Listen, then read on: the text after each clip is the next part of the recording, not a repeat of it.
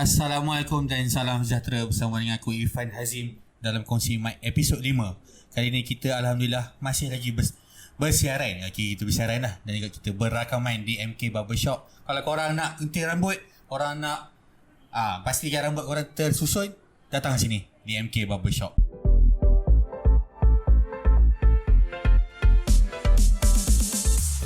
Alright, so untuk hari ni episod 5 aku akan masih lagi bersama dengan rakan-rakan aku yang aku rasa memberi impak dalam tempat aku ni di lokaliti Raub ni, dan juga aku nak tahu diorang punya perspektif dan juga diorang punya cerita. That's why kita buat Kongsi Mic. Jadi pada hari ni kita ada Nakib. Ya Nakib. Assalamualaikum warahmatullahi wabarakatuh. So Nakib, perkenalkan diri sikit bagi untuk viewers kita tahu siapa kau. Okay, Assalamualaikum warahmatullahi wabarakatuh dan salam sejahtera pada penonton semua. Saya, nama penuh saya Muhammad Nakib bin Azam, mak saya orang Raub, ayah saya orang Raub, saya pun lahir di Raub, tapi saya merantau lama. Dari situ nama panggilan saya banyak. Budak-budak sekolah menengah saya panggil saya Nakib Dai sebab saya besar sikit lah sini kan. Dekat universiti orang panggil saya Simbe. Sempena nama Ninja Boy lah kalau ingat sampai kecil tu. Simbe. Dulu kawan gemuk. Gempai sikit putih-putih kan. Jadi dia orang kata macam yang Simbe tu lah, yang ninja gemuk keluar inga. Ya tidur je. Betul. Itu kalau budak. Tapi awak dia comel. Awak dia comel macam bini kawan lah, comel kat sekarang ni. Alhamdulillah. Itu apa? Kawan kat apa, lepas tu masuk kerja orang panggil Nakib lah. Nakib lah, Nakib ayam, Nakib sayur, Nakib 6K lah. Sekarang orang panggil kawan Nakib 6K. Jadi hari ni kawan Nakib 6K. Okay. Alright. Jadinya kalau ikut balik apa? Kita terlupa. Nasi ayam mi kari. Dia punya tagline dia, rasa nasi ayam mi kari sebenar. Ya betul. Kita nak tahu apa yang rasa yang nasi ayam mi kari sebenar, nanti kita boleh cerita lagi dalam lagi. Betul. Jadi untuk sebenarnya kalau dalam, aku tak tahu kau sedar ataupun kau dah lupa tak, kita sebenarnya saudara. Oh ya? Kita saudara. Belah mana? Belah mana? Asal daripada mana? Kita saudara by marriage lah. Oh. Sebabnya arwah Cikgu Ainun. Betul. Mak saudara aku. Oh, okey orang seger lah maknanya belah mana. Yelah rapat dengan kawan lah. Dia mak teh kawan senang kata. Mak teh kawan. Tapi dia Pak Teh adalah Pak Long tu. Oh, okey dia pangkat dia pangkat Mak Long tak awak lah. Okey Pak Long. Haji Azmi ya. Ayah aku power sebab umur sama. Umur sama sebabnya arwah, kalau dia kira cerita kisah salah silah keluarga kan, arwah juga anak angkat. Betul. So dia Chinese background, dia jadi anak angkat pada orang Melayu zaman dulu biasalah benda gitu kan. Itu memang biasa kejadian begitu. Sama umur dengan stepdad aku. Oh okey. So kat situ dia macam kawan satu batch lah nak kata. Satu batch. Lepas tu kita tahu pula sebab aku lagi rapat dengan adik dia, dengan Pali. Betul. Aku kenal Ifan pun melalui Pali, adik aku kat KS sekarang ni. Tapi kalau kita kenal sama kita, dia punya consequences dia, kalau kita dedah kan macam mana kita boleh kenal, kita boleh lah. Simple dia, senang kata kita orang selalu main game kita orang selalu main game. Jadi banyak benda yang kalau game ni dia banyak menyatukan rakyat. Betul. Game ni orang muda memang gaming lah. Masa dulu kita orang berdua berlepak dekat kedai game Amy dan Waki. Sekarang ni dah tak ada lah dah kedai game, tapi tempat tu legend dulu. Anak-anak muda Raub ramai berlepak kat situ main game. Jadi itulah kita orang dua kenal. Kita mula betul-betul start kenal, mula jumpa betul lah. Ini abang Fali. Sebelum tu aku perasan awak melepak dengan Fali. Tapi yelah kita jarang jaga umur lagi. Jaga umur lagi. Pun kawan jarang. Kita pun lain. Kawan jarang dekat Raub. Kawan lah betul-betul duduk Raubnya. Senang kata masa 12 tahun dah jenam. Lepas tu start daripada kawan umur 13 kawan duduk kat Syafkan, duduk kat Bukan sampai form 5. Habis tu kawan pergi UPM. Habis UPM kawan duduk Sabah sekejap, kerja kat sana sekejap, praktikal. Lepas tu kawan pusing-pusing Pahang ni lah. Bukan pusing Malaysia lah, kawan pernah kerja kat Pahang, Perak, Johor, Negeri Sembilan. Pernah kerja kat Thailand ada pernah. Lepas tu tahun 2022, tahun lepas lah, baru kawan betul-betul kembali balik pada Raub. Senang kata 20 tahun di perantauan, akhirnya sirih pulang ke Gagang. Jadi secara teknikal kita orang berdua adalah kita berdua adalah anak saudara Zain Azin. Itu. Kita mencuba untuk claim. Kawan lain, kawan kira sepupu. Okay, gini aku dah ke sini. Tapi kita cuba untuk claim. Betul. So tadi awak cakap kira banyak merantau daripada umur 13. Orang je dah duduk kat luar kan. Jarang balik rumah dah. And juga lepas dia melepasi waktu alam pekerjaan pun bekerja di luar. Tak ada kerja di dalam. And paling menarik sekali adalah pun bekerja di luar negara juga. Pernah rasa dekat Thailand, dekat Nakhon Ratchasima, dekat Khao Yai, dan dekat Bangkok lah. Tiga tempat kawan pergi. Bangkok Sebagai apa tu? Masa tu kawan pergi sana dekat bawah satu program. Kawan kerja satu company ni, Sharon Perkepan, CP Group. Kalau tahu dia CP Group ni yang biasanya orang pergi 7E dekat Thailand tu, dia makan burger CP tu kan. Daging lah, dia provide daging, dia provide sort logistik lah. Dia sebenarnya dia satu konglomerat yang besar. Dia ada daripada dedak ayam, anak ayam, ayam pemprosesan ayam dan juga end product. Ayam betul tau, bukan ayam tumit tinggi. Okey, ayam dia berkokok bukan bercakap. Macam tu. Malulah tak, bila kita cerita kat Thailand ni dia jadi lain. Betul, setuju. Ayam dia banyak bunyi.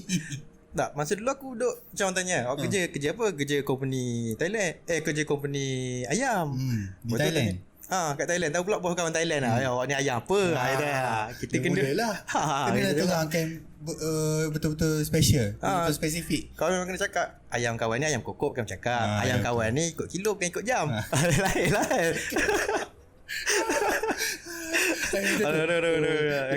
Kena stop dulu part tu. Jadinya bila di luar ni apa benda yang best ke dikenangan tak? Bekerja di luar negara ni, dia sebenarnya dia meletakkan perspektif kita lah. Macam mana dekat Malaysia pun macam senang kata kat awak try dekat negeri lain. Besok kerja kat Pahang kan, tak try kerja KL. Feeling itu lain lah kan. Feeling nak balik tu tu. Tu sana memang lagi lah kan. Tapi bila macam kat sana, everything is different. Sampai bahasa dah confirm, budaya, cara bercakap dia, cara apa benda yang offend orang tu dan apa yang offend kita lain. Tu ada cara kerja dia semua lain. Yang paling kali memang atmosphere. Awak buat bernafas udara tu awak rasa lain.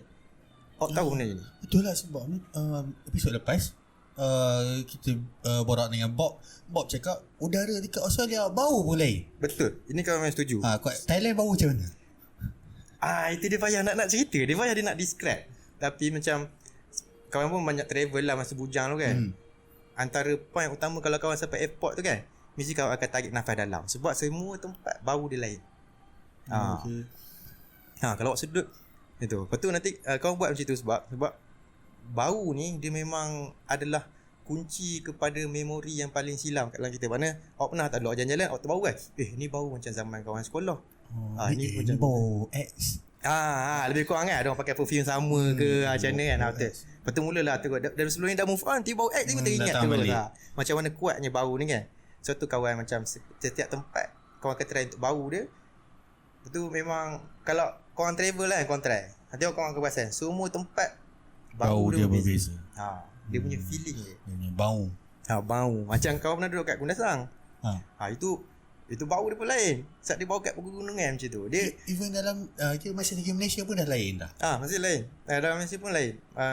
Apa nama ni, situ memang, tapi situ kau kata kalau sedut udara kat Kundasang ni rasa lepas segalanya. Kita wah. Alhamdulillah. Macam tu. Masa sana tu senang, alhamdulillah lah. Sedap lah atmosphere dia. Apa kepayahan ni sebenarnya? Aku nak tahu juga kepayahan bekerja di luar negara, terutama saya yang bezanya ada orang dia dapat bekerja yang mother tongue-nya masih lagi English, whereas Thailand bahasa lain. Pun put pasal Thai Dai Nick Noi lah. Maknanya kawan pandai cakap pasal Thailand sikit. Sebab daripada masa kawan duduk sana tu dan juga sebelum kawan sana tu, memang sebelum kawan pergi sana tu kawan kerja dengan bos Thailand kawan lama. Kawan start kerja 2013, 2018 baru kawan pergi. 5 tahun kerja dengan bos Thailand. Kita lepak dengan dia semua benda, jadi lama-lama kita dapat tangkap lah. Jadi bila kawan pergi sana, kawan dah ada basic Thailand. Macam kalau kawan nak memperkenalkan diri, macam contohnya Pom Che Nakit Azam, Pom Ayu Sam Sip Sam Kap Contoh nama saya Nakib Azhar, umur saya 33 tahun. Tu contohnya lah. Kalau kawan nak pergi kedai macam pom au kai kau kai neng jan. Maknanya saya nak makan nasi ayam tu pinggan. Macam tu. Datang 6K cakap pom au kau kai neng jan. Pom au ni pom saya. Pom au saya nak kau gai nasi ayam. Nasi ayam. Neng jan. Neng satu jan pinggan. Neng satu jam pinggan. Okay. Thailand okey sikit kalau nak belajar bahasa dia sebenarnya, sebab dia di kawasan Nusantara ni, Malaysia, Indon, Filipin dengan Thailand, kita punya macam mana nak cakap sinteks bahasa dia. Maknanya macam cara penyusunan ayat dia tu tak jauh sama. Lebih kurang. Juga yang aku tahu asal kita dia asalnya adalah bahasa Sanskrit. Betul. And dia evolusi lah lepas tu. Betul. Kawasan kita ni banyak pengaruhi daripada Sanskrit lah. Sebab memang itu yang tamadun yang awal datang kat sini kan. Dia panggil apa nama ni, proto benda aku lupa dah. Tapi kita dengan dia sama susunan bahasa, tapi daripada segi bunyi, dia orang ada kumpulan Indo-China, iaitu Thailand, Cambodia, Laos ni dengan Myanmar. Sebenarnya bunyi dia orang tu boleh tangkap-tangkap. Macam mana kita dengar dengan orang Indo dengan orang Pinoy, macam tu dia boleh tangkap-tangkap. Kalau macam orang Pinoy, awak bawa orang Pinoy, awak rasa macam dia cakap Melayu, tapi awak tak faham. Awak tangkap sikit-sikit dia. Okey. Kan? Perasaan kan? Bunyi macam sama. Kalau orang yang tak tahu, bunyi sama. Tapi lain. Tapi lain. Ada macam itulah. Tapi lain. Even di Indonesia pun lagi lah. ada Jawanya, ada Sunda, ada bahasa Padangnya, Sumatera lain. Lain. Itu cakap. Itu kadang-kadang secara generalnya aku fikir, korang satu negara kot, takkanlah korang tak faham masing-masing cakap. Lepas tu punyalah banyaknya etnik tu. Patutlah tak tahu. Tapi nak kira lah kan, ada je masa-masa member kita kat KL dengar orang Kelantan bercakap sepatah harang tak faham. Itulah kan. Geram tak tahu. Jangan kan. Dengar bunyi je. Dia orang nasib baiklah kita ni memang Pantai Timur kan. Kalau sama-sama Pantai Timur, kalau dengar yang boleh tangkap lah. Tapi contoh orang KL lah. Orang KL ke orang Johor yang jauh dari Kelantan ni, kadang-kadang kalau orang Kelantan cakap dia orang tak faham. Jadi kalau awak ada kawan-kawan yang tak nak bagi dia orang faham, awak cakap Kelantan je dengan dia orang. InsyaAllah tak faham. Betul. Diorang akan blur je. Akan blur lah. Tapi tidak cakap bila dekat luar negara tu, aku tertarik ingat cakap apa yang diorang sensitif, ataupun awak boleh kongsi apa sebenarnya yang orang Thailand ni sebenarnya sensitif. Thailand apa yang tak boleh kita buat ataupun kita cakap kat Thailand ni semua. Kawan kongsi melalui konteks bekerja lah, sebab kawan duduk sana kebanyakannya bekerja. Melancong. Okay. Kurang sikit lah melancong dia, lebih pada bekerja lah kan. Yang pertama sekali yang kawan ingat adalah dia orang punya struktur pekerjaan dia orang, they don't take no as an answer as easily as Malaysian. Macam contoh kita dengan bos kita kan, bos kita cakap tolong buat ni bla bla bla, kita cakap tak nak abang, tak boleh lah, tak ada masa kan? Banyak kerja. Kita macam tu. Jadi bos kita macam akan try untuk nego dengan kita, tolerate. Tapi kalau dengan dia orang, kalau awak cakap, bos dia tak tarik muka. Sebab Thailand ni ingat land of smile. Tu semua orang dah senyum. Tapi nanti awak tengok perubahan perangai dia cara kata. Macam mana dia treat awak pula. Dia cerita dia orang boleh berubah macam tu. Dia sebab dia orang, pada dia orang macam, kita kena faham daripada segi struktur sosial dia orang. Dia orang punya raja, dia orang King Bhumibol tu memang bukan Bhumibol yang dulu lah. Sekarang ni Vajiralongkorn. King Vajiralongkorn ataupun dia punya emperor dia tu adalah sangat suci pada dia orang. Memang macam contohnya senang kata penurunan Tuhan daripada langit lah duduk kat bumi. Dan aku pun dengar juga ada kawan Thailand lah masa aku melancong dulu dekat Perak, ada jumpa orang Thailand cakap dah apa yang diorang sensitif kan. Cakap dia cakap we do not talk about our king lightly. Maksudnya kalau tersilap cakap memang boleh kena tangkap sungguh. Betul. Kalau kita ni boleh lah lagi. Orang cakap boleh lagi kecam macam apa, kalau teruk sangat baru kena tangkap. Kalau sikit pun betul. Boleh kena. Betul. Jadi bila dia orang respect orang atas tu macam tu sangat, dia membawa kepada orang bawah. Jadi macam mana kata-kata raja dalam muktamad, jadi tempiah-tempiah dia tu akan terasa juga kat generasi bawah ni. Kata-kata bos juga adalah muktamad. Kata-kata bos dia kuat lah, senang kata. Bukan macam kita lah, kita ni boleh lagi melawan bos, senang kata. Kita free lagi. Bos pun kalau bising pun setakat macam tu je lah. Dia tak simpan lah hati kan. Yang ni sebab dia orang land of smile satu lagi. Dia orang jarang menunjukkan yang dia orang tak suka sesuatu.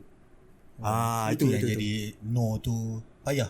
No tu payah. Lepas tu macam kalau dia orang tak suka kat kita, kalau macam kita tak suka dengan member kat office, memang jelas lah kita nampak orang ni memang tak suka orang ni. Orang ni memang tak suka orang ni. Macam mana kan? Kat sana dia akan nampak okey. Tapi dia akan berbeza daripada segi result kau punya kerja tu. Contohnya kerja kau kurang diterima sangat, bos kau akan target kau sikit. Macam itulah. Jadi dia memang kena bergalah. Dia orang ni sebenarnya dia orang yang bergalah Thailand ni. Kalau orang nak tolak dia, kena cakap elok macam tu. Macam ni contohnya? Contohnya cakap, sorry boss, I will try my best. Macam tu. Tapi tahu benda tak boleh buat. Cakap je, sorry boss, this sound hard, tapi I will try my best. But I will try my best. Jadi buat tu, kalau gagal, tak apalah, at least dah try. Bos tu tak bising. Kalau benda kita buat, dah cuba buat, dia tak jadi ataupun tak mencapai apa yang tu, bos tu takkan marah lah pula. Dia jangan kita outright terus tolak. Payah ni bos, tak boleh ni. Itu dia terus ni lain lah jadi dia. Kadang-kadang maksudnya tak boleh cakap lah. Kalau bos tak suka, bos boleh berhenti. Itu memang legenda kalau cakap macam tu. Kalau bos tak suka, bos boleh berhenti. Itu level sifu tu lah. Kalau boleh cakap kat sana, power. Kalau stres kerja pula, daripada sana dia punya hiburan dia banyak. Macam daripada segi sport lah, senang kata kan. Kalau macam kita ni, sebab hiburan anak-anak muda ni yang paling senang sekali adalah sukan lah kan. Sukan dia macam-macam lah kan. Sana sukan dia orang hidup dan dunia hobi, senang kata dunia hobi dia orang hidup. Kalau awak tak percaya, awak tengok dekat internet macam mana orang Thailand. Awak tengok macam mana dia orang ejam motor. Macam mana? Bot laju. Bot laju. Bot pancung. Tu yang panjang tu kan. Kat sungai. Macam F1. Bunyi macam F1. Lepas tu yang lumba lembu tu. Lembu betul. Dia orang bikin kereta, macam mana dia orang main, dia orang punya dunia drone, dia orang pun hidup. Dia orang kuat, dia macam sana. Jadi macam kalau kita stres kat sana, hobi banyak. Sana hobi dia orang hidup. Macam-macam hobi pilih dia. je. Pilih. Macam kalau kat kita ni, hobi kita agak limited. Kalau kita nak search kat Facebook buat benda hobi-hobi kita ni, contoh motorsport kan. Tak besar sangat. Kalau kat sana besar. Contohnya lah kita macam episod sebelum ni kan ada Mon sebut pasal motorsport kan. Kalau kita tarikkan dengan konteks Thailand, hobi-hobi dia walaupun hobi kecil, hobi yang kurang mainstream lah macam motorsport ni, hidup kat sana. Satu mungkin sebab populasi dia besar. Satu lagi mungkin dia orang ada leeway sikit dalam daripada segi import dan export dia orang. Contohnya sukan yang dekat sana available, Thailand, Indo available, tapi Malaysia tak available lah. Macam airsoft, senapan airsoft. Tembak angin tu. Benda tu Olimpik tu, benda tu boleh masuk sebenarnya. Ada pertandingan masuk Olimpik, SEA Games semua kan. Tapi Malaysia tak boleh main benda tu. Kita tak boleh ni. Kalau kat Thailand dengan Indo, benda tu boleh beli. Dia freely jual. Dia memang rekreasi. Rekreasi lah. Rekreasi. Jadi mana kalau awak stres kat sana, cari je hobi apa-apa. Macam-macam benda boleh buat. Hiburan dari segi hiburan macam tu lah kan. Hiburan yang sihat. Awak janganlah pergi negara awak target hiburan tak sihat. Nanti kerja dia tak sihat lah kan. Budaya hobi dia orang tu kat sana tinggi. Buatkan kalau kita pandai cari, dia tak boring lah. Betul. Kurang lah sikit homesick dia tu. Betul. Macam paling simple sekali pun, ikan laga. Orang Melayu ramai orang beli ikan laga sebenarnya. Kita tak tahu, tapi ni sebenarnya benda hobi underground yang agak famous. Apa nama ikan saya pada ikan laga ni? Gopi. Gopi kan gopi. Ikan gopi.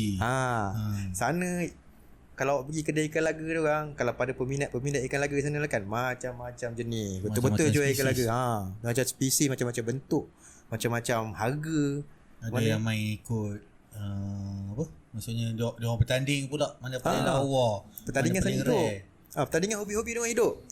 Itu yang buat hidup juga sebenarnya, pertandingan komuniti tu. Pertandingan komuniti tu hidup. Betul. Itu sebenarnya walaupun hadiah ada kecil-kecil, tapi benda macam tu adalah dia membuatkan orang nak come out daripada tempat dia dan share dia punya hobi. Saya yakin lah semua orang kat dalam dunia ni ada hobi dia sendiri. Cumanya kita share tak share kadang.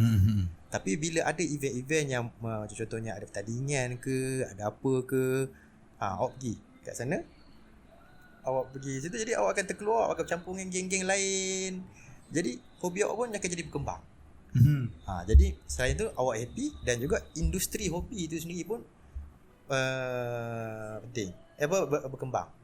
Dia flourish lah. Ada flourish lah, dia hidup lah benda tu.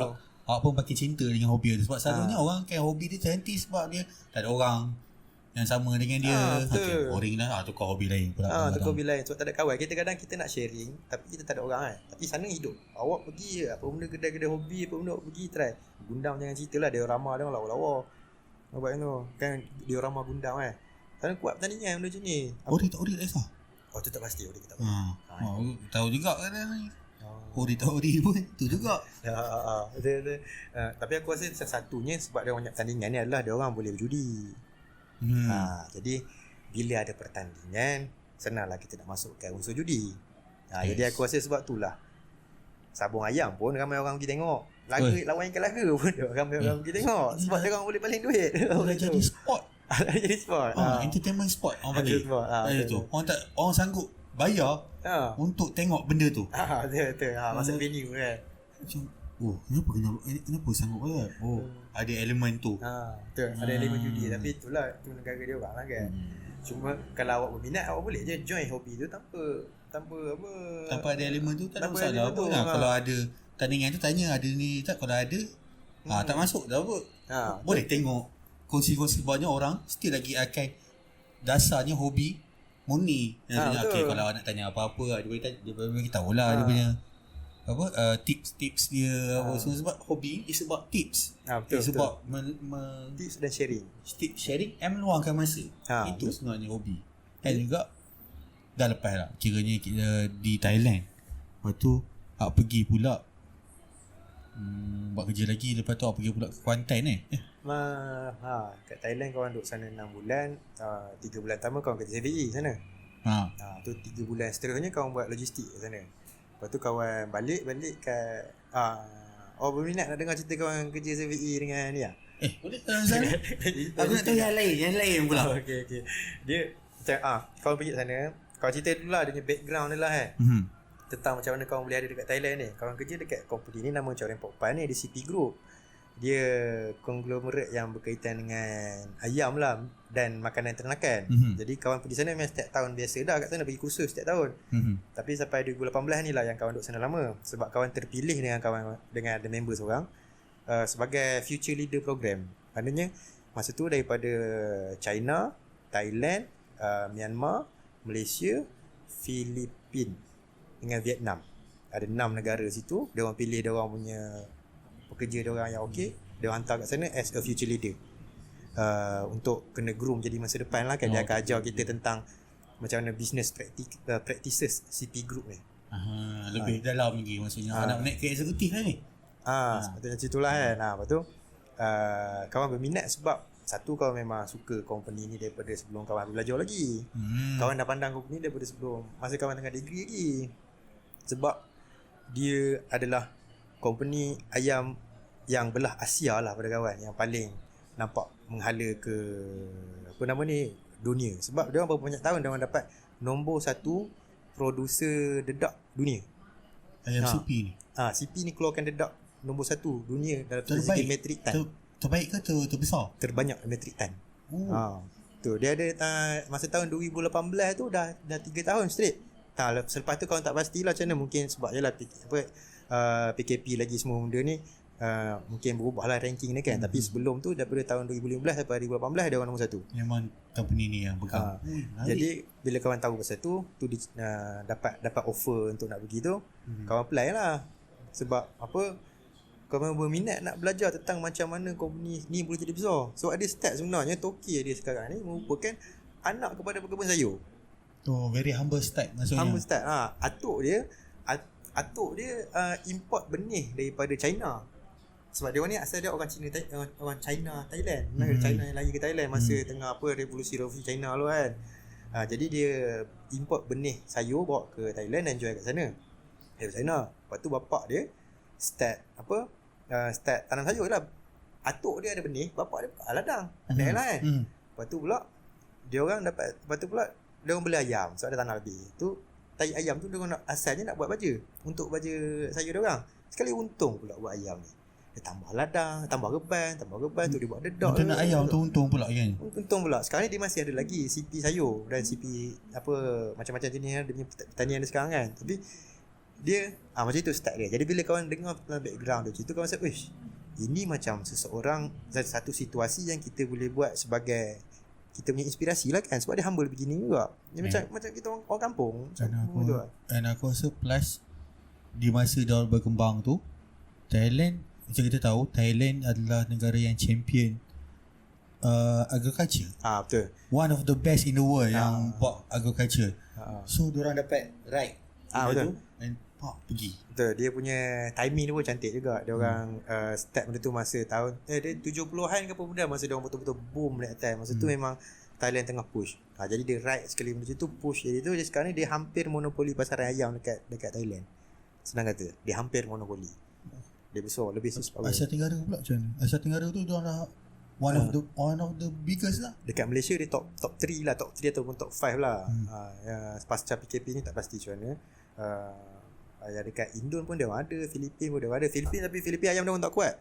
Sebab Filipin ni dia negara yang berpulau-pulau. Jadi logistik untuk nak hantar dedak ayam tu payah. Dia nak kena naik boat apa benda semua kan. Jadi sana dia orang kuat, dia orang dua benda, udang dan babi. Seafood and juga makanan ruji dia orang. Philippines memang suka kan. Macam kalau kita tengok apa dekat TikTok orang Filipin yang dia orang makan yang babi crispy tu kan. Krok-krak kan. Kalau kat Korea aku tahu Korea tonkatsu orang panggil. Tonkatsu. Jepun pun tonkatsu juga. Yes, yang tu. Jadi kalau yang ni yang aku pernah tengok lah, kalau tengok yang orang Filipin punya mukbang yang babi crispy, anak babi crispy tu. Macam itulah dia orang suka. Tak boleh ni, kita tak boleh beza. Dia kan nampak kepala, insya-Allah boleh beza lah. Kalau dia dah potong-potong tu aku ingat ayam Hainan je. Sebab daging dia memang cerah.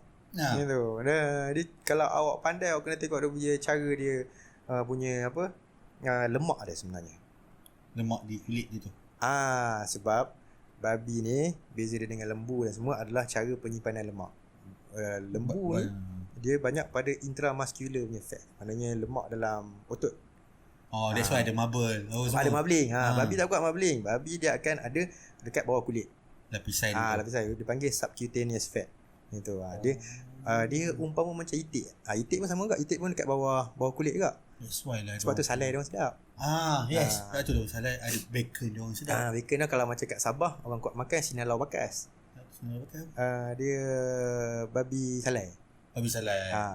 Dia buat lemak dia tu lah, dia jadi sedap tu. Lepas tu kulit dia boleh crispy. Kalau kita buat kat lembu tak jadi kulit crispy. Sebab dia jadi kulit kompang. Jadi kulit kompang. Dia sebab dia bila lemak kat bawah kulit, bila dia panas, dia akan terus masak kulit tu. Dia bawah kulit kan, senang kata dia goreng direct kulit tu, kulit dia pun jadi crispy. Okay, kembali balik pada Thailand, cerita pasal babi pula. Seronok je pasal binatang ni. Sebab aku background memang Saiwan EPM. Jadi memang sukalah cerita binatang. Daripada kecil pun memang suka binatang. Dulu aku sekolah Abim, bapak aku berhenti dengan aku sebab dia tangkap aku duk menangkap berudu daripada mengaji. Patut kena pergi mengaji, tapi pergi tangkap berudu kat belakang Abim. Tu bapak aku buat keluar. Priorities guys. Okay. Berudu. Lepas tu apa? Dekat tu aku join kat Thailand tu. Apply dengan semua benda. Sampai duduk sana 3 bulan pertama yang diorang bagi tu adalah sebagai 7E dekat Khao Yai nama dia. Khao Yai ni yang dia famous dengan Khao Yai National Park. Cantik National Park dia. Aku cadangkan awak pergi. Kalau awak jenis minat nature kan. Kalau korang jenis minat nature, Khao Yai National Park cantik. Dia underrated ke tak? Dia underrated sebab dia tak berapa nak famous. Sebab kalau kita sebut sekarang ni kan, Khao Yai awak tak pernah dengar Khao Yai National Park kan. Tapi Khao Yai National Park ni sebab dia underrated, dia tempat nature ni cantik kalau underrated. Yes. Dia tak banyak human pollution. Yes. Ada cerita kan. Kalau dia underrated, okay, aku boleh put dalam list aku. Boleh lagi. Itu kat Khao Yai pun ada juga macam sunflower punya field. Dia banyak macam tempat-tempat macam replika. Dia ada bandar apa? Bandar Dutch macam bandar Belanda. Dia ada bandar France. Bukit tinggi. Macam bukit tinggi. Ada kawasan macam itulah. Dia pelancongan nature. Gitu. Kat situ buat kerja apa? 7E. Dekat sana tu kerja macam mana kena belajar lah cakap Thailand, macam mana nak greet orang apa benda. Tapi mujur juga sebab kita orang game foreigner ni, dia orang ada supply translator. Okay. Ada supply translator sebab orang China pun ramai. Orang China lagi haram lah. Dia orang cakap apa English pun tak betul. Diorang cakap bahasa diorang pun tak betul. Tak betul. Tapi Thailand apa lagi dia nak cakap Thailand kan. Jadi dia memang bagi translator. Jadi alhamdulillah awal-awal tu ada translator. Lama-lama kena cakap sendirilah. Yang paling menarik sekali masa kat Khao Yai tu, okey, tempat aku duduk Khao Yai ni senang kata jarang betul lah jumpa orang Melayu. Kita pun jangan dengar orang Melayu pergi Khao Yai. Selalunya bandar besar lah, Bangkok ke Songkla ke Songkla, Pattaya, kemudian situ Chiang Mai, Chiang Rai. Tapi tiba-tiba satu hari tu tengah-tengah macam biasalah aku duduk mengemok dekat belakang kaunter sambil buat kopi lah. Kat situ kan ada buat kopi dekat sewi dia kan. Tiba-tiba dengar suara perempuan. Benda ni nak makan halal tak Gitu. Bapak tu ranjat aku. Dah berapa bulan, masa 2 bulan aku duduk situ sebenarnya. Berapa lama tak dengar orang cakap Melayu selain daripada dia sendiri je. Dengan seorang member tu kan. Tiba dengar suara perempuan pula. Benda ni halal tak tu macam tu aku gila belum lagi. Ada ini skizo ke? Ini ada skizo. Duduk lama dekat orang kan. Tu apa? Waktu aku sambil mop tu jalan slow-slow kat dia orang mop pergi tempat makanan kan. Nak kawin tak ada nampak jelas sangat creepy pula kan. Begitu. Apa dia lelaki bini kat sana. Lepas tu sampai dia cakap, jomlah kita beli nasi goreng, nak beli nasi goreng CP tu lah kat ZBE kan. Tu aku pergi belakang dia orang. Cakap, saya biasa makan halal yang ni. Kalau perasan muka dia orang tu bapak lah kelakarnya. Adakah dia orang pun bersyukur juga? Selepas tu dia ketawa besar lah. Kat mana-mana pun ada. Itu sebab Hang Tuah cakap takkan hilang Melayu di dunia. Berkat cakap dia tu kot. Berkat cakap Hang Tuah ni tak hilang Melayu di dunia. Dekat apa kat mana ni? Dekat Khao Yai. Khao Yai pun ada orang Melayu. Bayang yang benda tu. Dah benda tu tempat kita tak tahu. Tempat kita jarang dengar. Yang Khao Yai pun bukan bandar besar. Dia macam suburb juga ke? Dia macam kalau dia bandar yang fokus kepada ekotourism. Macam mana kalau you know? Bandar yang banyak ekotourism. That's why dia tak dinaikkan macam dalam peta peta iklan kita. Kalau macam Bangkok tu tahu. Dia banyak negara ni apa semua ini. Betul, dia banyak ekotourism dan turis dia pun banyak dari lokal sebenarnya. Okay, dia tak keluar benda tu. Tak even tak tahulah. Mungkin kerajaan Thailand dia tak naikkan benda tu dekat luar punya campaign. That's why kita tak tahu. Kalau kita tahu lama dah pergi. Macam kalau kat Malaysia ni yang tempat yang lokal selalu pergi yang dekat kita Bukit Fraser lah. Senang kata. Ibarat macam tu lah. Dia lokal je pergi sana. Orang putih jarang kan. Bukit Tinggi pun ramai dah foreigner sekarang. Dia orang yang pergi Khao Yai itu adalah orang yang ada dia dah ada tujuan lah nak pergi situ. Macam Bukit Fraser naik memang nak tengok burung, memang nak feeling healing, memang tak nak ada gangguan sangat. So tempat tu dia macam itu. Dia bukannya kalau kau cakap nak pergi nak have fun apa semua memang tak ada. Dia ada tapi daripada segi macam tu lah ekotourism maksudnya nak have fun yang bandar lah. Bandar tidak. So maksudnya kau dah ada mindsetnya okay, aku nak menikmati nature yang betul-betul nature dan juga sungai apa semua ada. Sungai ada cantik, ada sungai biru semua kat sana, ada zoo mini zoo semua. Mandi sungai sudah, air dia segar. Sebab dia kawasan yang tak diusik sangat lagi lah. So dia masih underrated lah senang kata kan. Air sungai dia sedap. Masih lagi kurang tangan-tangan manusia. Betul. Kabus pun masih ada lagi pagi-pagi kabus. Sebab sana aku pagi-pagi aku jogging. Pagi petang kat sana sebab sedap udara di sana. Tadi tempat yang tak diusik lagi kan. Tak diusik sangat kan. Dia pun 2 jam dari Bangkok. 2 jam lebih lah naik van. Tak adalah jauh sangat. Dia jauh tapi tak adalah tak sampai. Boleh sampai je. Betul. Apa nama ni? Macam itulah cerita dengan orang dia orang tadi. Betul aku tolong je lah dia orang beli-beli barang semua kan. Lepas tu ada juga member yang datang daripada Malaysia datang kat sana. Semata-mata nak berjumpa aku yang pergi sana. Terima kasih lah Pak Lah dengan Izzati sebab bercuti dekat Khao Yai masa tu nak berjumpa dengan aku. Sanggup datang tu. Aku alhamdulillah. Itu juga orang Malaysia ni kalau dia tahu member dia dekat situ mesti datang. Kalau dia tahu member dia kat situ contohnya kat Ceruk mana lah. Kau kerja situ aku tak tahu sangat tapi insyaAllah aku datang. Dia datang. Dia orang kata kadang-kadang kita ni mencari alasan. Itu kalau ada member sana barulah ada alasan nak pergi. Kalau tidak rasa teringin je tapi tak tergerak. Bila member ada barulah kita tergerak kan. Lepas tu macam sama balik kerja CVE itu biasalah. Tapi dekat situ yang kawan belajar ini adalah benda yang kawan bawa pada 6K kat sebenarnya. Adalah daripada segi dia orang punya management, cara dia orang audit, cara dia orang stock take, cara dia orang buat apa, ranking hierarki dia macam mana. Secara misalnya kadang-kadang even in hierarchy ni, organisasi punya teori ni, aku dah belajar sikit organisasi punya teori and behavior ni, ramai orang dia tak faham sangat. Betul. Dia tak faham macam mana you nak nak apply. Betul. And juga awak nak terima. Betul. Awak tak tahu peranan awak, so awak tak nak terima kadang-kadang. Betul. Awak tak tahu peranan awak atau dia nak buat execute benda tu. Setuju. Peranan ni penting. Peranan ni penting. Sebab kita macam dalam satu organisasi ni senang kita anggap kita sebagai mesin lah. Setiap mesin, setiap kompartmen mesin tu ada peranan dia. Penting. Macam kereta, gearbox kerja dia adalah nak menukar gear, enjin kerja dia ni, enjin takkan buat kerja gearbox. Ni tu. Betul, dia Tayar tak takkan buat kerja steering. Tayar takkan buat kerja steering. Jadi itu semua menyebabkan dia orang ada peranan.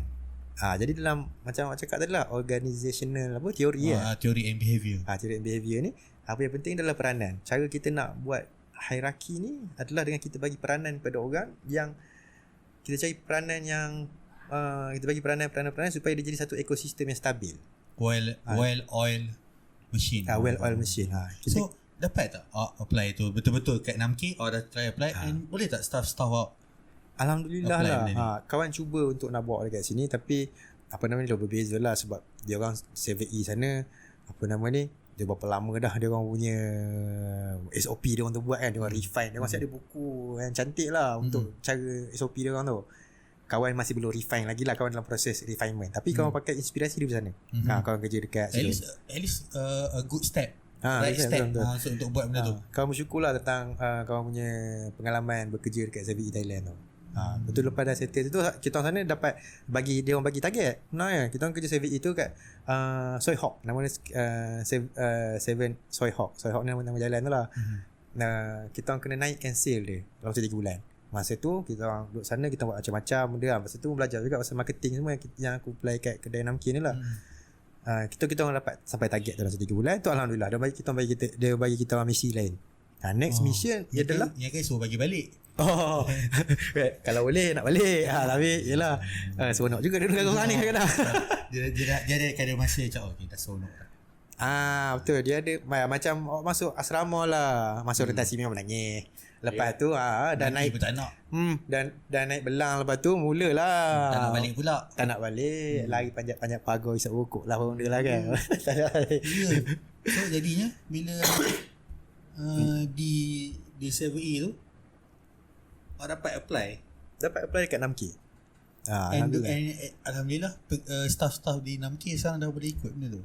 Sebab yang penting adalah kita bagi orang clear direction tentang apa peranan yang dia patut main dalam 6K. Kalau kita bagi macam kawan bagi apa nama ni, bola, awak letak sebelah orang tengah padang tu, awak suruh dia main, macam gampang je dia orang main. Gitu. Kalau semua nak jadi striker, kan? Semua nak jadi striker, semua time nak defense, semua orang nak defense. Betul, nak counter macam mana? betul. Time nak macam tengah tu tiba semua nak jadi midfielder dah, lompong belakang, lompong depan. Macam tu macam tak clear lah. Jadi yang penting, yang paling utama sekali adalah kita bagi dia orang clear distinction dan peranan yang complement each other. Dia ada orang tak suka macam ni, dia cakap semua orang kena kerja sama-sama, campur-campur je. Tapi dekat situ kita jadi masalah yang mana kita susah nak assign tanggungjawab. Yes. Untuk ibaratnya kalau kasar ada sikit, nak tuding jari kat siapa? Tuding jari kat siapa, betul. Itu penting. Sebab dengan tanggungjawab ni adanya accountability. Accountability dalam bahasa Melayu dia pun dah kebolehan. Kebolehan bagus. Kebolehan.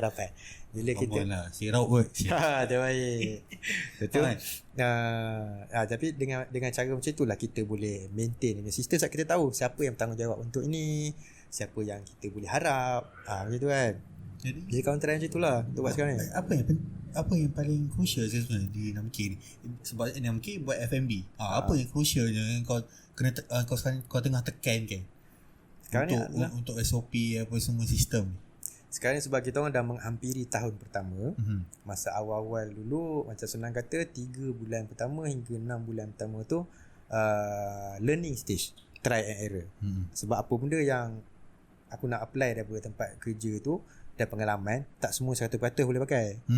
Jadi dekat situ kita akan ada try error, kita ada try buat macam ni boleh tak? Try buat macam ni boleh tak? Try buat macam ni boleh tak? Boleh tak? Sampai sekarang dah lepas 6 bulan dah, alhamdulillah dah. dah menghampiri setahun. Sekarang ni adalah sampai tahap yang mana kita nak bagi dia efisien. Bagi dia secantik mungkin. Secantik mungkin. Pertama adalah kita kena bagi dia faham peranan. Bila kita faham peranan, kita bagi dia orang buat seefisien yang boleh. Bila dia orang dah efisien, barulah kita boleh cuba untuk tambah dia punya tanggungjawab task dia. Dia penting tambah task ni daripada segi management adalah dekat situ kita boleh tengok siapa yang boleh pergi ke hadapan. Yes. Sebab kalau dia boleh accept task lain, maknanya dia dah simplify kerja dia lama. Dia dah faham peranan dia. Yes. Betul. Kan? Aku dapat perkataan dah. So selama ni aku payah macam tu. Jadi bila dia dah dapat tahu peranan dia dah efisien dalam buat kerja dia akan ada masa free dan apa benda yang boleh untuk fikir benda lebih depan. Itu pun sebab dia dah berjaya 2 benda pertama tu, itu pun sebenarnya adalah kau boleh jadi at least supervisor. Career development. Career development dah. At least supervisor. Sebab dia dah settle 2 benda awal. Sebab kalau tak boleh settle 2 benda awal ni, itu pada aku orang tu akan start jadi general worker lah. Bila dia dah boleh efisienkan kerja dia dah tahu peranan dia, dia akan jadi, kita boleh bagi task lebih untuk jadi kita nak test dia untuk boleh naik tak jadi lain. Bila dah jadi supervisor pula, macam tu juga kita kena ajar dia peranan supervisor macam mana nak jadi supervisor dengan efisien. Bagi dia belajar lagi. Bagi dia learning curve dia tu sentiasa menaik. Ada turun ada naik dia. Sebab dia tak bosan. Jangan bagi pekerja ni bosan sebenarnya. Betul. Kena pula sekarang ni macam orang muda kita mudah bosan. Sebab Gen Z. Gen Z sebab dia orang banyak consume media yang short form. Yalah 15 saat, 30 saat. Story kan. So dating semua benda simple, semua dan benda cepat. mudah. Korang pun mesti ingat nak edit podcast ni senang kan. Ingat senang. Tadi Nakik dah khabar ada cakap bahasa-bahasa Thailand. Ingat mudah ke? Tadi dah mikir tadi. Sudah dia dah cakap bahasa Thailand. Aku nak letak macam mana ni kan? Idea macam mana ni? So bukan mudah sebenarnya. Untuk generasi baru ni lah. Kita faham diorang mengkonsum benda yang mudah, cepat. Bila diorang berada dalam industri, time tu benda tu menampar korang. And then benda tu yang kau kena terapkan maksudnya. Nak kena ajar sikit. Nak kena biasakan. This is not as easy as you see as it seems. Dia sebenarnya simple challenges ni pun bagus untuk bekerja sebenarnya. Macam ada certain boss, dia takut kalau pekerja dia susah, kalau ada masalah kat pekerja dia. Jadi dia akan jadi, orang kata senang kata macam memanjakan. Dia ada helikopter parent, ada helikopter boss. Dia takut sangat ada masalah. Dia nak micromanage semua benda. Itu problem. Micromanage ni problem. Pekerja, dan aku tak suka orang micromanage. Betul. Pekerja memang akan menyampah. Aku pun menyampah orang micromanage. Aku suka senang orang bagi kita goal yang clear, and then kita pakai creativity kita untuk sampai kat tempat tu. Sebab lain orang, lain cara dia pergi dekat dia punya goal dia. Kan? Tu ada cara kita orang fikir lain-lain lah kat situ. Jadi maknanya jangan takut untuk bagi challenge kepada pekerja. Macam contoh, bukan je bagi challenge lah, macam jangan terlalu babysit dia orang sangat lah. Jangan macam ini tak boleh buat, cuba buat 1 2 3 4 ni. Sebab tahu, aku faham. Ketua, leader, boss tak nakkan kesilapan. Sebab kesilapan kalau kesilapan the crew gonna sit on their shoulder. Benda tu akan diorang kena tanggungjawab. So itu jadi gitu. Diorang tak nak anak buah tersilap. Tapi bila you tahu risiko and you tahu kesilapan apa yang dipakai dia buat, you boleh agak benda tu. Betul. So don't micromanage. Maksudnya anda kata dia silap, anda kata dia jatuh basikal sekalipun, ibaratnya you know macam mana nak handle benda tu. Betul. Okay, tak apa, you silap. Okay, time tu ajar, dia akan dapat ingat. Betul. Itulah cara kita nak membesarkan karakter dia orang. Karakter development. Karakter ni sebenarnya benda yang penting lah pada aku dekat dalam meneruskan kehidupan ni kan. Dalam career, dalam hidup, dalam hubungan antara manusia, cara develop karakter kan. Jadi kalau kita helikopter parent lah, anak dia tak boleh nak develop karakter, dia tak boleh jadi diri dia sendiri. Kalau kita bagi pekerja kita, dia jadi diri dia sendiri, dia boleh express diri dia melalui kerja dia, InsyaAllah dia takkan boring. And dia nak datang kerja. Dia nak datang kerja tiap-tiap hari. Sebab dia tahu best lah pergi kerja. Dia tak rasa benda tu kerja dah. Tapi kita pun kena bagi dia reward yang sepatutnya juga. Dia kena ada macam tu. Kita kena acknowledge dia. Kalau contoh dia buat benda bagus, at least paling kurang datang cakap, saya nampak semalam ada masalah macam ni. Awak buat macam ni. saya suka cara awak buat. Bagus, terima kasih.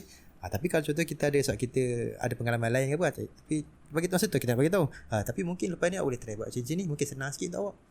Jadi dia pun dia dengar, betul juga. Itu kita puji lah dia cakap. Memang betul pun. Dia orang bagus. Kalau dia orang boleh selesaikan masalah ni, pada aku happy. Sebab mudah itu mudah kerja. Satu lagi sebab kita tengok dia ada kepuasan dalam menyelesaikan masalah tu. Ya. Dia memang bangga diri tu. rasa bangga. Memang awal-awal memang dia akan komplain, bos malah ada masalah ni macam macam mana nak buat. Bila cerita bagus awak buat macam ni. Jadi memang saya setuju awak buat macam ni. Awak boleh buat, awak bagus macam ni. Kita cerita dengan dia, lama-lama dia jadi okey. Dia nak acknowledgement je. At least for me dia macam dia tahu dia punya boss, dia punya leader berada di belakang dia. Macam, okay, maksudnya betul lah. Aku buat betul dah. So boss acknowledge aku. So maksudnya okay, dia sokong lah apa aku buat. Betul. Macam contohnya kesilapan lah kata. Kesilapan yang senang kata simple, macam contoh salah buat makanan je lah dekat kedai. Kadang-kadang orang order nasi ayam 2 tapi dia pergi buat 3, ada lebih 1. Ada orang lain nak jadi marah, apalah kau ni tak boleh buat ni, rugi lah ni apa tu. Tapi apa RM7 pun benda tu. RM7.50 je. Kalau macam cubalah kita cakap dia dengan elok, kita ada peri kemanusiaan. Kita tegur dia dengan elok, cakap tak apalah, kita anggap benda macam ni awak punya kesilapan dan kita belajar dari kesilapan ni. Tapi sekarang ni saya nak tapi kita tak boleh kat lepas dia macam tu je. Kalau macam aku suruh dia makan habis lah. Awak kena makan ni, kalau tak habis bungkus awak balik. Jadi dia adalah rasa macam kena hukuman, tapi hukumannya bukanlah berat. Macam itulah kan. Hukuman interaktif. Apa orang cakap je boleh dia cakap, okay, dah ni dah terlebih, tapi tak boleh nak bagi orang lain sebab dah sejuk ke apa ke kan. Aku kena upsell satu lagi. Bagi orang tu boleh. So dia dah berganti. Betul lah. Bagus. Bagi interaktif. Interaktif. So benda ni aku belajar daripada dekat sana. Ini adalah cara bos-bos Thailand aku nature kau. Dia bagi aku misi dulu buat apa. Sebab tu dekat komuniti CP tu macam-macam benda aku kerja. Daripada jaga ayam telur, ayam dara, ayam daging, ayam bakar, sembelih ayam, apa nama ni, jual ayam hidup, jual ayam yang dah siap sembelih. Jual telur saja. Jual telur pernah? Jual telur pun pernah. Dedak juga. Buat reban. Macam-macam from A to Z. Dah kuasai benda tu. Sebab bos kawan dia buat macam tu. Dia main macam tu dengan kawan. Kawan punya bos nama Sucat Bunma. Kawan suka gila dia lah. Sampai sekarang kau ingat rasa hutang budi lagi. Cara dia nurture kawan macam tu. Itu juga yang kawan try bawa kat sana. Kemudian sambung balik pada dia kat Thailand. Boleh Cong? Boleh. Kawan rasa kawan nak berborak dengan awak ni seronok dalam podcast ni. Awak pandai main ni. Alhamdulillah. Kalau frekuensi dia sama, kita okey. Macam lepas tu kau buat ni logistik. Jadi kau cerita dah settle tu kan. Start company dekat Thailand tau. Bapak segala menarik lah. Masa tu kawan bawa tugas yang logistik ni adalah membawa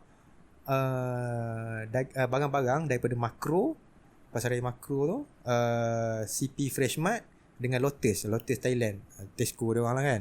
Sini lagi Lotus. Ada lagi Lotus sini. Lotus sini lah.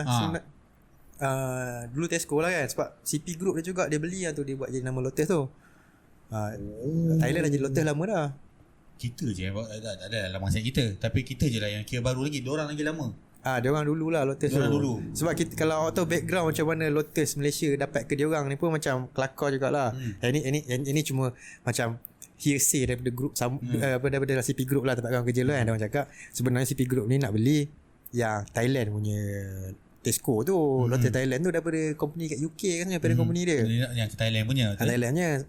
So sekali orang sana cakap, awak ambil lah Malaysia, tambah berapa juta sikit, berapa ratus juta sikit, ambil lah sekali Malaysia punya kalau nak Thailand. Re-upsale. Upsale begitu je.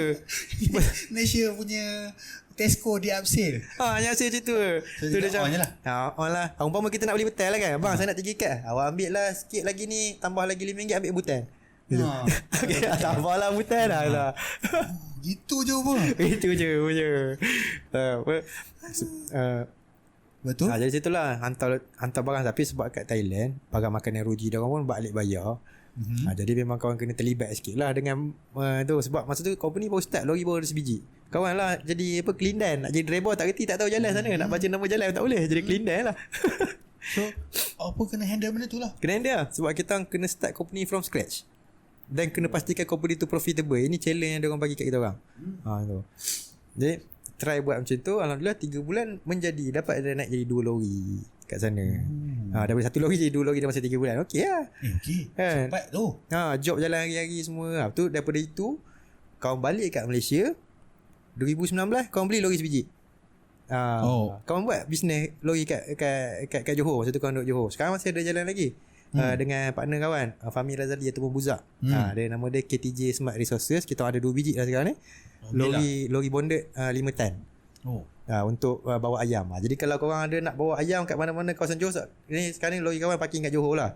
Kat kawasan Johor boleh Roger. PM kawan, nanti kita boleh adjust transport lori. Jadi daripada kawan belajar situ, kawan balik Malaysia, kawan apply. Ya tu. Alhamdulillah bulan 10 bulan 10 kat tahun depan habis loan dah 5 tahun dah jalan. Lori tu. Lori. Elok je lori ni. Jadi maknanya lepas ni apa nama ni? Alhamdulillah lah dah slot dah ada kosong kan. Boleh tambah lah 3 ke 4 ke. Betul. And boleh lagi banyak. Maksudnya dekat satu Johor ke apa ke. Besar. Betul tapi kalau nak push boleh pergi push lah benda macam ni kan. Tapi nya kalau pendapat kawan lah, kawan nak biar benda lori ni jadi supporting kepada Namki. Sebab cita-cita nak kawan kat Namki ni besar. Jadi apa nanti sebenarnya yang harap daripada Namki ni? Apa ambition lah untuk Namki yang dekat Rauk ni senang kata itu hanyalah prototype kawan. Kawan nak try market dekat Malaysia ni macam mana, kawan nak try customer behaviour dia macam mana, cara untuk buat SOP, cara untuk nak manage benda macam ni. Sebab kawan target memang akan kita nak expand lah kan. Tapi dengan cara kawan nak expand dengan kawan nak pakai central kitchen macam tu, senang kata kawan nak plot satu, senang kata cari mana-mana soal tak satu je central kitchen. Lepas tu kawan boleh buka kedai-kedai lain yang dekat kawasan situ, ataupun stall warung boleh buat melalui central kitchen situ. Benda macam ni sebenarnya ada konsep dia, kawan dapat idea daripada tengok kat YouTube masa tu. Dia cerita pasal orang panggil ghost kitchen, cloud kitchen. Kau dengar? Dia macam tu. Awak buat satu central kitchen, awak boleh keluar macam-macam brand dari situ sebenarnya. Macam-macam macam-macam output awak boleh keluar pada central kitchen tu. Awak nak buat catering boleh, nak buat apa benda boleh kat situ. Tapi sekarang ni kawan nak unlock central kitchen tu, kalau macam dari segi sudut gaming lah kan, kita nak unlock level tu dulu. Unlock level central kitchen tu. InsyaAllah tahun depan lah kawan cuba. Kawan dengan partner kawan Alun Pariakim tu, kita tengah rancang untuk tahun depan. Tapi kawan planning kawan nak ada central kitchen dekat bandar-bandar besar. Dan kawan nak ada kedai-kedai yang medium size, small to medium. Kita kawan tak nak besar kan. Dekat banyak-banyak. Sebab tak kisahlah jual apa pun, makanan buat apa pun. Tapi konsep makanan cakap awak tengok lah. Kawan sekarang ada nasi ayam, mi kari, mi sup, nasi lemak, mi bandung. Kan? 5 barang ni kawan pilih sebab dia orang berkongsi raw material yang sama. Nasi ayam, nasi lemak, mi sup, mi kari dengan mi bandung. Nasi beras dan juga mi. Beras, mi, ayam, apa nama ni, benda macam fishball, fish cake, benda macam itulah. Dia sambal-sambal kuah-kuah dia pun macam dalam kurung yang sama. Senang kata dia punya raw material itu boleh kongsi. Kawan pilih macam tu sebab nak memudahkan yang central kitchen ni lah. Bila kita, maknanya kawan boleh jimat inventory. Kawan masa dulu background kawan macam orang tua kawan lah, background orang tua kawan adalah meniaga kantin. Kantin ni menu banyak. Jadi dia orang beli hari-hari tu banyak, dia orang beli duit dia orang untuk beli barang mentah. Sekarang ni untuk jumlah revenue yang sama dengan kantin, kawan cuba belanja barang mentah separuh daripada kantin. Kalau orang tua dah tahu benda ni awal, family dah kaya lagi lah. Tapi lain lah orang tua kan. Dia kalau anak cakap dia bukan dengar. Dia dah selesa begitu. Dan juga plus perniagaannya dulu macam tu. Dan juga evolusi perniagaan tu kau letak dalam Namki. Betul lah. Biar orang tua kita tengok, oh begini rupanya. Teknologi and juga style zaman sekarang punya berniaga. Betul. Yang kawan cakap kat orang tua kawan macam ni lah sebenarnya. Benda sama lah kat dia. Anggaplah Namki ni macam sebenarnya satu evolusi daripada kita punya kantin tu. So macam masa kawan kerja pun, masa kantin tu pun macam kawan memang dapat rasa dah benda ni tak apa, macam dah hit the wall. Dah hit the wall. Sebab dulu masa kawan belajar sebenarnya orang tu kawan offer kawan so ambil alih business kantin. Tapi kawan cakap kawan tak nak. Sebab You kawan ada do something else lah. sebab kawan rasa kawan masa tu dah nampak dah. Benda ni sebenarnya bukan yang the most. Benda ni sebenarnya start ni di plateau lama ni. Kalau kawan duduk sini pun kawan boleh tentu boleh bawa keluar dari plateau dia. Jadi kawan kena pergi keluar. Kawan kena pergi keluar, kawan kena belajar dan kawan kembali lepas 20 tahun gitu lah. Itulah lebih kurang. And apa on tu cakap bila nak buat benda ni, bila nak buat macam nak kembangkan nasi ayam dengan bikari yang diorang dah berniaga di kantin lama, bawa resepi tu untuk dijadikan F&B punya industri. Apa diorang cakap? Awal-awal dulu yalah dia orang berumur ni dengan konsep baru ni dia agak defensif. Dia mesti dia cakap boleh ke? Boleh ke? Macam, buat kedai majlis je lah, tak payahlah buat benda-benda macam tu ni kan. Dia cakap Buat restoran biasa je. Boleh kuat lah. buat kedai majlis lah, kita jual dari rumah lah, hantar ke rumah orang apa semua tu kan. Yalah faham lah sebab apa nama ni, dia orang punya apa nama ni, Mana kata? pendekatan dia macam tu. Tapi sebab kawan dia lebih cakap dia orang kalau nak buat sesuatu, apa kata kita buat sesuatu yang proper. Kita buat sesuatu yang ada brand yang betul-betul lah. Kita jangan buat sekadar nak buat je. Kita bukan nak berniaga, kita nak berbisnes. Beza Berniaga dan berbisnes. Dia berniaga ni contohnya Cok nak beli kawan punya timur nak macam tu lah lebih kurang. Kawan jual lah lebih kat situ, betul habis one off gitu. Dia tak berpanjangan. Bisnes ni ada struktur, dia berpanjangan. Berniaga ni asalkan ada akad dan ada pertukaran currency pun dah kira berniaga dah. Ada akad, kawan jual awak beli, kawan jual awak beli. Itu dah ada akad, itu berniaga. Itu berniaga. Berbisnes tu Bisnes lain. Bisnes ni adalah satu level di atas berniaga. Di mana ada bisnes ni dia ada struktur, dia boleh hidup. Yang paling penting sekali bisnes ni dia boleh hidup tanpa owner dia. dia boleh mandiri. Dia boleh mandiri, betul. Kemandirian bisnes. Kemandirian perniagaan. Itu adalah bisnes. Dia next level. Jadi itu kawan cakap apa untuk kawan, kita nak buat kita buat bisnes, janganlah berniaga saja. Sebab kawan letak diri kawan kat tempat anak kawan sebenarnya. Masa tu kawan dah ada anak kan. Jadi kawan fikir kawan tak nak macam mana kawan lu, mak ayah kawan nak bagi benda kat kawan, kawan nak accept macam jadi kawan nak kita lain lah. Kawan nak create sesuatu yang anak kawan nak ambil dari kawan, nanti pun dia rasa bangga, dia nak ambil. Nak waris benda ni daripada ayah, sebab aku bangga dengan benda ni bagus.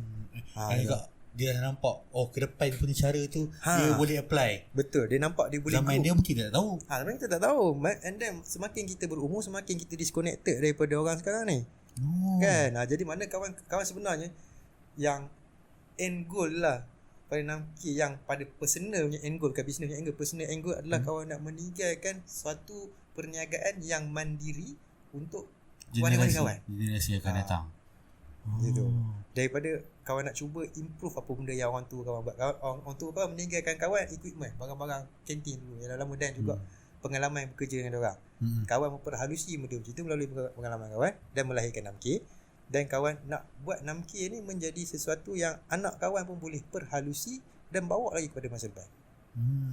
Biar dia jadi satu benda yang generational. Jadi benda macam ni yang penting dia adalah yang macam kawan cerita kawan tadi lah. Kawan start dengan buat SOP dia, struktur dia macam tu. Apa benda yang paling penting adalah struktur dalam bisnes ni. Sebab macam contoh kita bagi rumah lah. Awak buat dinding, mozaik, lawa macam mana, sofa mahal, aircon ada, apa benda semua memang selesa. Tapi struktur rumah tu haram. Dia punya foundation itu kontraktor main curi simen. Runtuh rumah. Tak kukuh lah. Tak kukuh lah. Macam mana lawa macam mana pun, nanti bila sampai waktu masa dia akan runtuh. Jadi baiklah kita buat satu rumah dengan foundation yang buat. Dalam itu kita upgrade nanti. Slow. Ikutlah nanti. Time macam mana bila benda tu dah tak cukup, kita boleh upgrade lagi. Tapi foundation dia tetap ada kokoh yang boleh naik. Kawan nak boleh wariskan rumah tu pada orang lain. Kawan buat structure dia. Sekarang ni kawan target kawan nak buat structure, kawan nak bagi rumah tu macam jadi rumah yang boleh hidup je.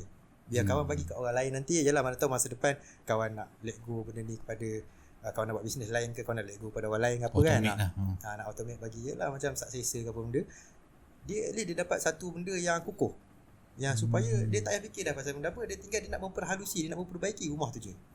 Lama-lama rumah tu pun jadi satu mansion, rumah besar. Macam itulah. Dan juga tak makan duit zaman. Tak makan duit zaman. Cakap pasal nak sayap. ada banyak makan nasi ayam. Dah mereka pun nasi ayam. Betul. Tengok ayam pun dah boring. Betul? Dalam kompartmen nasi ayam ni, apa yang paling penting sebenarnya? Apa yang akan menjadikan benda tu adalah nasi ayam paling best? Sebab aku tahu dia ada nasi, dia ada ayam, dia ada kicap, dia ada sambal dia. Between these four, mana paling penting? Benda ni sebenarnya dia bergantung pada customer. Ada orang favourite dia nasi. Ada orang favourite dia ayam. Ada orang yang suka kepada dia punya sos. Aku sambal lah. Kalau aku sambal. Awak sambal kan? Macam ni awak sambal. Macam ada orang yang lain, bila kita bawa dengan pasal nasi ayam, dia akan sebut pasal nasi je. Jenis suka nasi. Macam tu kalau jelah kita memang akan buat customer research, kita tanya customer semua kan, cakap awak suka ayam mana. Macam masa ni kawan belum buka kedai lagi. Jadi kawan tanya lah suka nasi ayam mana. Nasi ayam Awira, kenapa sambal dia sedap? Kau buat macam tu lah kan, contoh kan. Ada orang kata kawan suka nasi ayam Mu'alaf, nasi dia sedap. Dia orang sebut macam tu. Dia ni orang nasi. Tadi tu orang sambal. Tu ada pula orang cakap kawan suka nasi ayam dekat orang jual kat tepi jalan Bukit Koman tu, ayam so. Ada orang suka ayam. Okey. Itu kalau saya itu sekejap. Dia ada kejadian. Dia ada kejadian ni assistant producer lah, assistant director Mon. Dia ada kongsi dengan aku dekat FB. Pasal dia punya preference terhadap burger ayam Thai. Okay. Kalau tak ada tu dia tak nak order. Tak ada Thai. Tak nak order. Okay, tak apa, saya order tempat lain ataupun tak apa. Terima kasih. Macam mana kau punya pendekatan untuk customer yang macam gini? Kita memang sentiasa ada Thai. Kita memang sentiasa ada Thai. Okay, ada sentiasa ada Thai. Ada Thai itu je. Sebab ni adalah satu benda yang ramai customer minta, Thai dengan burger. Kalau kita orang short Thai dengan burger, rugi lah. Ada orang kadang tak nak makan. Kan? Dia dapat isi, tak nak. Abang Thai ada. Thai ada, burger ada. Tak ada lah, tinggal dada dengan kepak. Tak apa lah pula. Okay. Korang punya jalan adalah pastikan bahagian tu ada. Sebab kadang-kadang ada tempat yang sebabkan dia tak nak juga membazir bahagian-bahagian lain, dia charge lebih. Itu strategi kawan. Sebab tu kawan cakap kawan nak pakai barang mentah yang sama. Sebab kawan ayam contoh dada dengan kepak yang tak pakai, yang ni, contoh orang banyak order tight dengan ni kan, kau buat jadi miso, kau buat jadi kari. Jadi kawan dekat situ kawan boleh cover dari segi inventory kawan. Tak adalah macam tu, alamak tight habis lah, semua tinggal dada dengan kepak lah, nak buat macam mana? Kawan ada jalan keluar. Gitu. Okay. So kita masuk dah juga ke segmen last lah. Kita wrap podcast kita hari ni, di mana aku rasa very eye opening. Aku banyak benda aku faham tentang F&B, tentang negara luar dengan kau. Sebab kau banyak keluar, kita harap banyak lagi yang kita boleh dapat daripada kau nanti, InsyaAllah. Kita episod nanti kita boleh datang lagi. Kita boleh boleh dia macam kalau nak bawa orang kawan nak datang sini, kawan minat, kawan suka bawa dengan awak. Dia punya soalan yang pada kawan, dia buat kawan punya gear pusing. InsyaAllah. Kawan suka. Dan juga antara soalan last lah. Tadi ada cakap bila ambition terhadap 6K ni sekarang aku nak secara refine ni, apa kau nak daripada 6K ni? Apa yang nak boleh selain daripada mewarisi benda ni ke next generation yang ada? Maksud daripada segi cita-cita personal yang tentang diri kawan saja, kemahuan kawan. Benda yang kawan nak, macam contohnya nak jadi kaya ke, nak benda ke gitu ke? Boleh. Okay. But 6K adalah awak cakap tadi proxy dan juga stepping stone towards apa yang nak. Okay. Dia macam awak tahu kan Maslow hierarchy kan? Yes. So hierarchy dia atas sekali apa benda? Kepuasan diri. Kepuasan diri dia macam legacy. Kawan punya tu sebenarnya legacy. So kawan adalah orang yang percaya tentang dua kematian. Bunyi macam lain lah, bunyi macam sirik kan. Tapi kematian pertama adalah bila kita hilang nafas. Kematian yang kedua adalah bila orang lupa kita punya nama. Berhenti sebut nama adalah kematian yang kedua. Kematian yang kedua. Kita tak boleh nak hidup selama-lamanya sebab badan kita ada limit. Tapi nama kita boleh hidup lama. Kalau kawan boleh meninggalkan sesuatu dekat rauk, kawan target rauk je lah, sebab ni tak nak tumpah darah kawan kan. Kau boleh meninggalkan sesuatu dekat rauk yang membuatkan orang akan mengingati kawan sampai masa depan. Kawan dah bersyukur. Sebab contoh dia, ini kawan inspirasi daripada atuk kawan sendiri. Atuk kawan ada jalan kat tengah rauk tu, nama Jalan Husin. Dulu nama Jalan Wayang. Sebab atuk kawan ni dia orang ahli parlimen pertama rauk. Husin Hassan. Dia satu batch dengan Abdul Razak, bapa Najib tu. Jadi dia ada nama. Bila kawan jalan kat situ, kawan tengok nama dia, walaupun dia dah meninggal, kawan tak pernah jumpa pun dia masa kecil tu kan. Kau tengok, atuk aku lu jasa dia banyak sampai dapat jalan. kawan nak macam tu. Kawan nak buat sesuatu kat Raub ni, bila kawan cukup senang, kawan nak meningkatkan sesuatu kat Raub ni, biarlah dari segi sosial ke, dari segi apa ke, yang membuatkan orang akan ingat. Macam tu je. Kawan tak nak mati kali kedua, senang kata. Okay. Pastikan awak hidup sampai bila. Kawan nak hidup selama-lamanya. Okay. So, thank you pada Nakib sebab luangkan masa untuk kita borak. InsyaAllah kita akan buat sekali lagi. Kita akan buat banyak kali lagi. Seronok. Kan? Kalau ada benda-benda yang best, kita akan boleh bersidang lagi. Terima kasih juga kepada MK Barbershop sebab mengizinkan kami bersiaran dan berakaman untuk episod Kongsi Mic kali ni. Thank you. Jadi, thank you Bob. Jadi untuk siapa yang belum lagi follow kita orang dekat social media, please do follow us dekat Instagram, TikTok, dekat YouTube. Subscribe kan. Jadinya jumpa lagi di masa akan datang. 6K pun ada juga. 6K. Facebook dengan Instagram. Boleh nasi ayam mi kari Nasi ayam mi kari. Tagline dia rasa nasi ayam mi kari sebenar. Betul, memang real punya. Follow kalau ada masa datang kat Raub. Alright. Nakib boleh boleh belanja. Right. Okay. So jumpa lagi di masa akan datang dengan next guest, next issue, next perspective. Alright. Assalamualaikum dan selamat sejahtera.